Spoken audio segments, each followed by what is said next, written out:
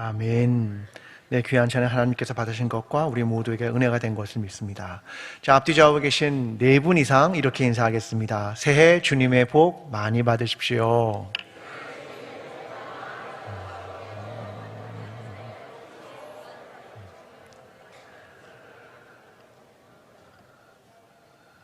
네, 이렇게 밤늦은 시간에 함께 참여해 주신 여러분 감사드리고요.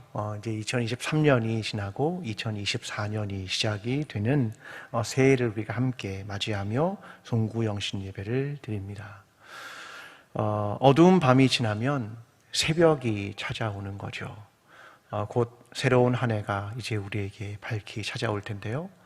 오늘 예배는 1시간 반 정도 드리기 때문에 제가 설교를 40분 정도를 준비했으나 딱 14분 남았습니다. 제가 할 수 있는 시간은 14분이고 새해가 동터 올 거기 때문에 줄여가면서 이야기를 좀 나눠보도록 하겠습니다. 헨리 나우엔의 영성 수업이라고 하는 책에 보면 한 랍비의 이야기가 등장합니다. 정말 이 이야기만 들어도 오늘 설교는 끝났다라고 할 만큼 너무나 소중한 이야기 하나가 기록됩니다. 랍비가 어느 날 제자들에게 물었습니다. 밤이 끝나고 낮이 시작되는 새벽 시간을 어떻게 분간할 수 있겠느냐? 랍비가 한 제자가 말했습니다. 저 멀리서 개와 양을 구별할 수 있을 때가 아닐까요? 아니다. 랍비가 대답했습니다. 그러면 무화과 나무와 포도나무를 구분할 수 있을 때입니까? 다른 제자가 물었습니다. 아니다. 랍비가 말했습니다. 그럼 답을 말씀해 주십시오. 제자들이 말했습니다. 현명한 스승은 이렇게 말했습니다. 그건 다른 인간의 얼굴을 들여다보면서 너희 형제나 자매를 알아볼 만큼 너희 안에 빛이 충분할 때다. 그때까지는 밤이고 아직 우리에게 어둠이 있다. 여러분, 이 랍비의 이야기는 무엇입니까? 너희에게 새벽이 동터온다 라고 하는 건 무엇을 구분할 수 있을 때라고 생각하느냐? 너희가 한 해가 지나고 새로운 해가 온다. 그것은 어떤 것을 분간할 수 있을 때인가? 너희의 과거가 지나고 새로움이 찾아온다는 건 무엇을 분간할 수 있을 때이냐? 개와 늑대의 시간이라는 시간이 있죠. 새벽이 동터올 때 개인지 늑대인지를 분간할 수 있는 시간, 그게 개와 늑대의 시간입니다. 근데 그런 거 아니다. 무화과 나무와 포도나무를 구분할 수 있는 시간 아니다.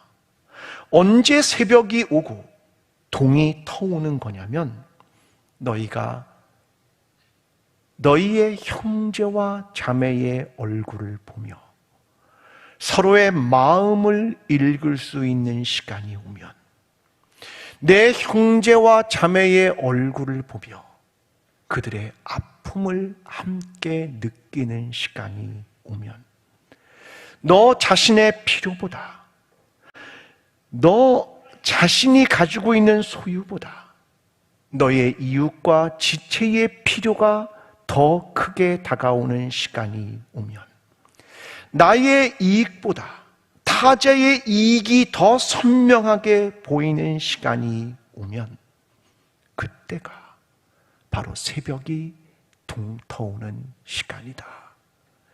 너희는 그 시간, 그 새로움의 시간을 맞이하는 것, 그것이 낮을 경험하고 빛을 경험하고 새벽을 맞이하는 때이다. 이것이 랍비의 이야기입니다. 여러분, 새벽이 곧 동터오겠지요. 무화과 나무와 포도나무를 구별하면 새벽이 오는 것입니까? 아니요. 우리의 형제의 자매의 얼굴을 보며 그들의 필요와 그들의 아픔과 그들의 삶이 나에게 만져질 때, 그때 새벽이 동터오는 것이다. 이것이 랍비의 이야기입니다.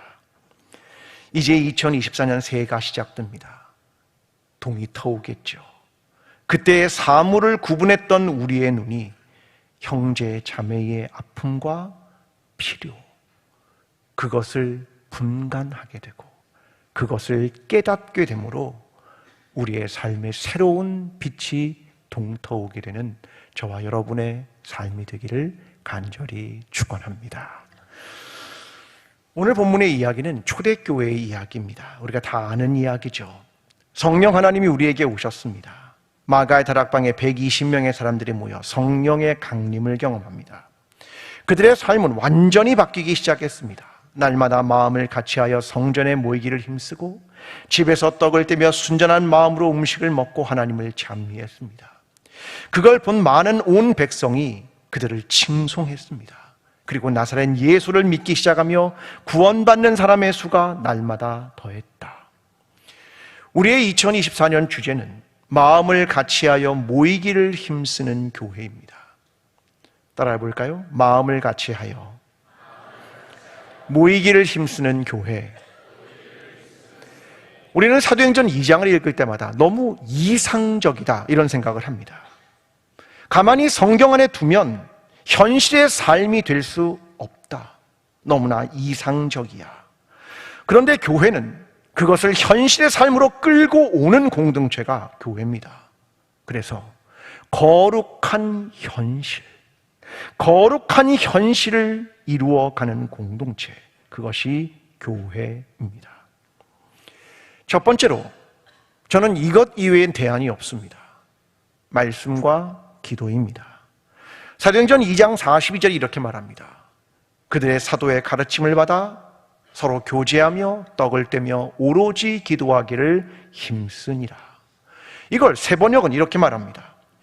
그들은 사도들의 가르침에 몰두하며 서로 사귀는 일과 빵을 떼는 일과 기도하기에 힘썼다. 여기에 두 가지 동사가 등장합니다. 하나는 몰두하다, 하나는 힘썼다라는 말입니다. 우리는 무엇에 몰두하고 무엇에 힘써야 하는가에 대한 얘기입니다. 디모데전서 1장 4절은 말합니다. 신하와 끝없는 족보에 몰두하지 말게 하려 함이라. 이런 것들은 믿음 안에 있는 하나님의 경륜을 잃음보다 도리어 변론을 내는 것이라. 너희는 신하와 끝없는 족보에 몰두하지 말고 오직 말씀과 기도에 몰두하라, 그 얘기입니다. 여러분, 어디에 몰두하고 있습니까? 유럽교회는 1200년대부터 1400년대까지 300년간 몰두한 게 있었습니다. 뭐냐면 교회 건축이었습니다. 그들은 늘 교회를 건축하는 데 몰두했습니다. 그래서 인구 200명당 한 개의 교회가 있었고, 프랑스에만 80개의 주교자 성당이 있었고, 500개의 대형 교회가 있었고, 몇만 개의 본당 신부가 있는 교구가 있었습니다. 그들은 교회를 건축하기 위해 광산에서 석재를 수만 톤씩 채굴했습니다.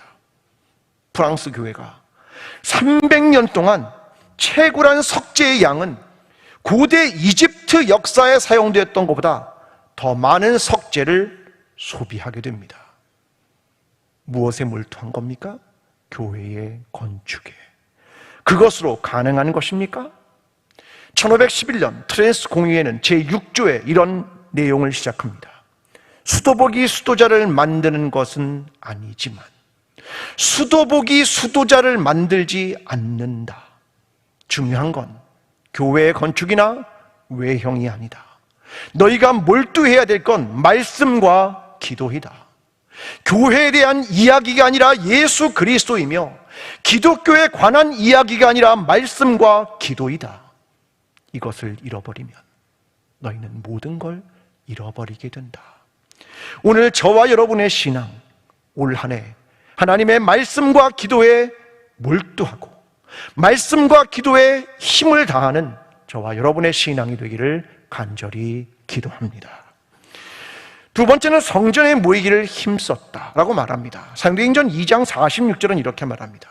날마다 마음을 같이하여 성전에 모이기를 힘쓰고. 그럼 여러분, 내년부터 어떻게 해야 됩니까? 성전에 오셔야죠. 그렇죠? 평일에도 오실 거죠? 새벽에도 오시고 수요일도 오시고 금요일도 오시고 시간 나면 오시겠죠. 그 말입니까? 어쩌면 절반은 맞고 절반은 틀립니다. 만약 교회에 계속 모인다, 그러면 어떤 문제가 생기냐면 교회에 갇히게 되고 세상과 단절되게 됩니다. 그러면 교회에만 모이면 되는 겁니까? 중세 수도원 운동은 그런 거였습니다. 그들은 4세기부터 기독교가 개종하는 사람이 늘어나고 교회의 재산이 늘어나면서 세속화됐기 때문에 따로 모였던 것이었습니다. 저는 공동체의 의미에 있어서 성전에 모이기를 힘쓴다는 것엔 두 가지 의미가 있다고 생각합니다. 첫 번째는 삶이 신앙과 긴밀하게 연결되어 있고 신앙이 삶과 분리되어 있지 않다, 그것입니다. 그런데 또 하나가 생각되었습니다. 사도행전 2장의 이야기 속의 그리스도인들은 성전에 모이기에 힘썼다. 이 말에는 어떤 뜻이 있냐면 이런 뜻이 있습니다. 예루살렘 교회가 성전에 모이면 거기서 만나는 사람들은 누굽니까? 예수님을 죽이기로 결정했던 대제사장과 서기관들, 그들의 공간이 성전입니다. 바리새인들은 거기 와 기도를 했죠. 어쩌면 이방인 누가는 유대인들을 잘 몰랐을 수도 있습니다. 매일 성전에 모였다. 이건 어떤 말이냐면 그들의 삶 속의 성전이란 그렇게 가고 싶은 곳이 아닐 수도 있습니다. 왜냐하면 자신들의 삶 속에 늘 예수님을 비판하고 정죄했던 바리새인들이 그곳에 있었고, 부활을 믿지 않았던 제사장들이, 사두개인들이 거기에 있었고, 예수님의 삶을 정치적으로 해석한 정치인들이었던 산헤드린 의원들이 바로 그 성전에 있었습니다. 그런데 그들은 성전에 모이기를 힘썼다. 이건 무엇을 의미합니까? 여러분, 교회 공동체는 어떤 것을 이루어야 하는 거냐면 내가 원하지 않는 사람과도 함께 자리하며 내가 원하지 않는 사람과도 함께 공동체를 만들어간다. 이게 교회입니다. 여러분, 다 내가 원하는 사람과 살아갈 수 있습니까? 아니다. 교회 공동체는 내가 마주치고 싶지 않은 사람들 속에 살아가는 걸 도전하는 겁니다. 그 안에서 나의 죄악, 나의 연약함, 나의 편협함, 나의 고집, 나의 자기중심성, 그걸 발견하는 겁니다. 여러분, 그게 공동체입니다. 현실을 어떻게 거룩하게 만들어 갈 것인가? 여러분, 이것을 도전하는 것이 공동체가 되어가는 것입니다. 우리의 삶 속에서 성전에 모이기를 힘쓰십시오. 하나님 안에 있는 거룩한 삶을 살아가십시오. 그리고 그 안에 내가 원하지 않는 사람이 있더라도 그들과 함께 공동체를 만들어 가십시오. 그것이 성전에 모이기를 힘썼다는 말입니다. 오늘 저와 여러분의 삶, 그 삶 속에 하나님께서 원하시는 거룩한 공동체, 그 공동체를 함께 이루어가기를 힘쓰는 저와 여러분의 신앙이 되기를 간절히 기도합니다. 세 번째는 모이는 신앙입니다. 46절의 말씀입니다. 날마다 마음을 같이하여 성전에 모이기를 힘쓰고 집에서 떡을 떼며 기쁨과 순전한 마음으로 음식을 먹고. 여러분, 모인다는 말은 공동체라는 말 아니겠습니까? 그런데 우리의 신앙을 가만히 생각해 보면 교회에 오서 공동체를 이룬다고 하는데 신앙은 대단히 개인적입니다. 성경을 읽을 때에도 나에게 주시는 말씀을 생각하지 우리 공동체에 주시는 말씀을 생각하지 않습니다. 기도할 때도 나의 기도 제목이 우선되지 교회 공동체와 온 세계를 위한 기도 제목은 뒷전으로 물러가는 것이 사실입니다. 공동체는 무엇일까? 우리는 내년에 소그룹을 개편합니다. 공동체, 평원, 마을, 이런 구성을 가지고 시작을 합니다. 저는 얼마 전에 미술 전시회를 간 적이 있었습니다. 정옥진 화백의 그림들을 보는데 마을이라고 된 제목의 그림이 굉장히 많이 있었습니다. 몇 개의 작품을 보여드립니다. 첫 번째, 마을입니다. 정욱진 화백은 마을이라는 이 그림을 그렸습니다. 어떤 게 좀 느껴지십니까?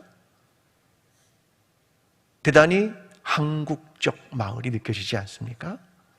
자기의 처남이 미국 유학 갈 때 그려준 그림입니다. 한국 생각나면 이 그림을 보라고. 이런 게 한국의 마을이라고. 이게 마을이라는 첫 번째 그림입니다. 두 번째 그림을 보여드립니다. 마을입니다. 똑같은 제목의 마을입니다. 근데 뭐가 느껴지십니까?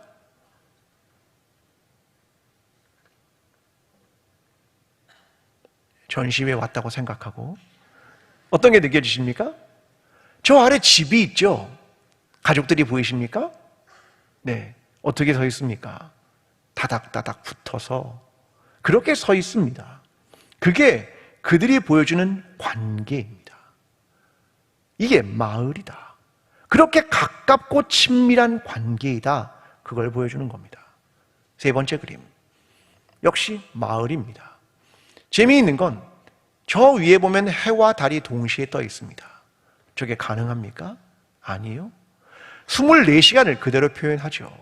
그리고 저기에 뭐가 보입니까? 소도 보이고 개도 보이고 사람도 보이고 여러 개가 같이 보입니다. 함께 존재한다. 근데 집은 어디 있습니까? 저 위에 이상적인 공간이라고 하는 겁니다. 우리는 마을 시작합니다. 마을은 뭘까? 우리의 일상을 담겠지요. 그 안에서 거룩한 현실, 거룩한 일상을 담을 겁니다. 하나님의 말씀, 기도가 있는 마을이고 우리는 그 마을 사람들이 될 겁니다. 어느 나라의? 하나님 나라의 마을. 그 몇 개의 마을이 모이면 평원이 될 겁니다. 평원은 평등한 세상입니다. 높낮이가 없는 세상을 꿈꾸는 겁니다. 그리고 함께 공동체를 이루어 가는 겁니다. 하나님께서 원하시는 하나님의 문화, 하나님 나라의 삶, 그것을 함께 이루어가며 하나님의 선교, 하나님의 봉사, 하나님의 교육, 하나님의 문화를 함께 이루어가고자 하는 겁니다. 이를 위해서 마음을 같이하여 모이기를 힘쓴다. 이것이 그리스도의 몸된 공동체를 꿈꾸는 우리의 내년의 귀한 삶입니다. 사랑하는 성도 여러분, 하나님께서 우리에게 원하시는 것을 함께 기억하며 마음을 같이 하십시오. 함께 모이기를 힘쓰는 교회가 되십시오. 이를 통하여 하나님의 꿈을 이루어드리고 주께서 원하시는 삶을 살아가는 저와 여러분의 신앙이 되기를 간절히 축원합니다. 함께 기도하겠습니다.